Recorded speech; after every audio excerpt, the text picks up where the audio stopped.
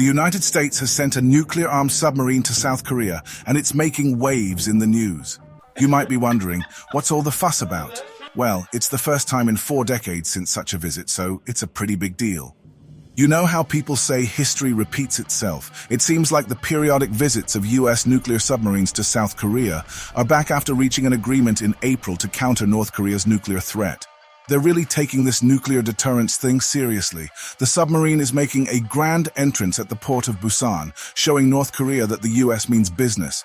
The defense minister of South Korea is all praise for this visit. He says it's a clear demonstration of the US's commitment to its allies and that it shows their overwhelming capability against North Korea. Well, if a giant submarine isn't an overwhelming show of force, I don't know what is. Let's take a trip down memory lane to the Cold War era. Back in the late 1970s, US nuclear-armed submarines made frequent visits to South Korea.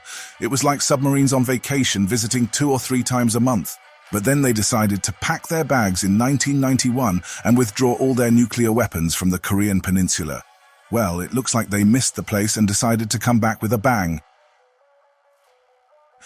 North Korea seems to be on a nuclear spree lately. They've been conducting missile tests like they're competing in a missile Olympics. They even have a brand new intercontinental ballistic missile designed to reach the mainland United States. They're really raising the bar on missile technology. South Korea and the US are getting serious about this whole nuclear threat business.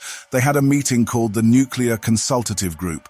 It sounds like a bunch of nuclear experts sitting in a circle, discussing what to do about North Korea. Hey, Kim Jong-un, we've got a group now, watch out! President Joe Biden warned North Korea that any nuclear attack on the US or its allies would mean the end of their regime. That's a pretty harsh ultimatum, but you know what they say, speak softly and carry a big nuclear-armed submarine. North Korea's reaction to all this is like a sibling rivalry gone wrong. They're not happy about the agreements and warnings and are threatening to beef up their military capabilities. You mess with us and we'll show you who's boss. All in all, tensions are rising, submarines are cruising, and threats are flying. Let's hope things cool down before anyone presses the big red button. Until then, we'll keep an eye on the news and see what other surprises these submarines have in store for us.